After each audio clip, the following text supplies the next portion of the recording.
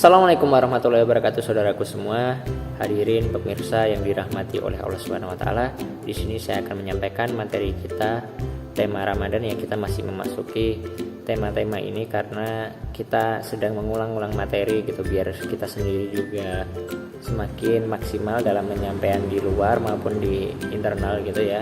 Dan juga buat teman-teman yang cari referensi gitu, semoga bermanfaat. Baik, kita akan membahas mengenai sekali ini untuk hari ini, hari pertama ya, atau hari berapa ya kita lanjut. Soalnya kita sempat putus-putus juga sih. Ya nggak apa-apa. Kali ini kita temanya lebih ke tema menuntut ilmu gitu ya. Keajaiban apa ya? Fadilah menuntut ilmu kayak gitu. Jadi di sini saya akan menyampaikan secara biasa gitu ya, nggak berlebihan juga nggak terlalu profesional, belum ekspor juga kayak gitu. Jadi ya jangan berharap banyak atau berharap lebih karena sama-sama kita sama-sama belajar kayak gitu. Oke, di sini saya akan menyampaikan yang pertama, saya ingin mengajak pada teman-temanku semuanya. Di sini jangan sampai ada yang sekalipun mengejek temennya yang tiba-tiba Ramadan rajin ke masjid, terus rajin ibadah, tiba-tiba jadi orang yang alim kayak gitu. Jangan sekali-sekali, jangan pernah ngejek sekalipun, jangan pernah ejek mereka. Kenapa?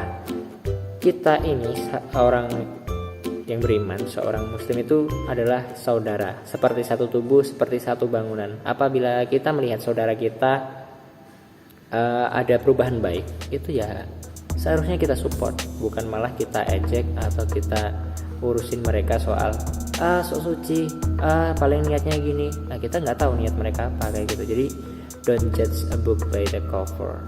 Jadi jangan nilai mereka sekedar dari apa yang nampak, sekedar apa yang dari kalian ketahui, sekedar apa kata orang, jangan.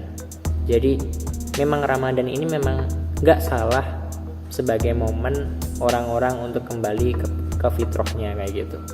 Jadi banyak orang yang rajin ke masjid, ya wajar, ya harus, bukan hanya wajar, itu harus. Malah kita harus khawatir kalau Ramadan tapi masjid masih sepi aja, kayak waktu zuhur gitu di beberapa daerah terpencil gitu, yang azan orang itu sendiri, yang sholat orang itu sendiri juga, kan kasihan. Masa Ramadan juga kayak gitu, kan nggak bagus gitu ya. Jadi memang Ramadan ini adalah momentum orang-orang untuk berhijrah, bertobat. Kita pun dijaga. Maksudnya kita dijaga itu seperti apa? Yang namanya berpuasa itu kan kita dijaga dari berbagai hal yang tidak baik. Kita waktunya habis untuk kebaikan, semuanya kayak gitu. Di siang harinya, dari waktu kita bersahur sampai waktu berbuka kayak itu kan lama. Kita terjaga oleh puasa kita, otomatis kita kan nggak melakukan hal-hal yang dilarang oleh agama. Kita otomatis bersih dong. Lagian kita pun juga melakukan amalan sholat 5 waktu, yang dapat dikatakan seandainya orang itu nyuci tangan atau nyuci baju atau mandi gitu ya 5 kali sehari, otomatis dia akan bersih dari segala kotoran kayak gitu. Jadi ini puasa itu benar-benar menjaga kita menjadi pribadi yang sangat bersih kayak gitu. Jadi jangan salahkan kalau tiba-tiba teman kalian kok jadi alim gitu atau jadi rajin ke masjid, rajin ikut ibadah kayak gitu. Itu nggak salah, karena memang Ramadan ini momentum semua orang kembali ke fitrahnya. Dan ini dapat dimanfaatkan waktu untuk hijrah gitu. Kenapa? Ya banyak kita saksikan di luar negeri lah, di mana saja, hampir di seluruh dunia. Ini nggak hanya di Indonesia saja, malah di Indonesia saya kurang tahu gitu.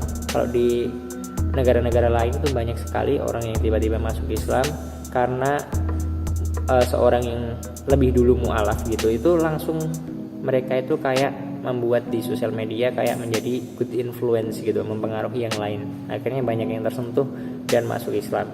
Kenapa di video mereka banyak yang menangis?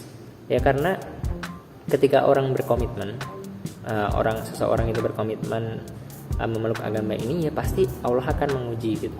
Nggak mungkin kita mengaku beriman tapi nggak ada ujian, nggak mungkin gitu. Jadi harus yakin dan pasti kalau kita beriman atau kita hijrah itu pasti kita akan diuji. Nah di sini kita kan temanya tadi mengenai ilmu ya, kok sampai melebar kemana-mana, ya kita langsung kembalikan ke intinya saja. Jadi betapa pentingnya kita itu dalam menuntut ilmu. Kenapa? Ya istilahnya kita ingin mencapai dunia itu perlu ilmu, kita ingin mencapai akhirat juga perlu ilmu. Nah kalau dibandingkan keduanya itu seperti apa, kita lebih mengutamakan yang mana? Kalau disuruh milih sebenarnya kita nggak bisa melepas dari keduanya, karena keduanya sangat berperan dalam hidup kita. Tapi ketika kita mempelajari Al-Quran, Sunnah kayak gitu, itu secara tidak langsung kita telah mempelajari sebuah petunjuk hidup gitu ya.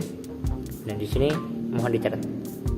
Jadi gitu, kita kalau mempelajari yang namanya Al-Quran dan Sunnah, kita telah mempelajari petunjuk hidup. Otomatis orang hidup kalau udah pegang petunjuk, mau seperti apapun, mau diuji dengan ujian seperti apapun, mau zaman ini berkembang sampai zaman yang seperti apapun, kita akan tetap survive, menjadi survivor. Maksudnya apa ya, kita tetap bertahan dari segala apapun yang mengguncangkan kita. Akidah kita akan kita genggam erat meskipun itu perihnya seperti menggambar api kayak gitu. Dan soal dunia itu nanti pun kita nggak akan yang namanya orang yang mempelajari Al-Quran dan Sunnah kok sampai kudet, kurang update, ketinggalan zaman, itu nggak mungkin, karena kita pegang petunjuk hidup. Jadi yakin saja, nggak usah ragu, nggak usah ada keraguan sedikit pun. Kenapa? Ya kita telah megang petunjuk hidup. Jadi saya nggak bilang lebih utama mempelajari agama 100% gitu, enggak.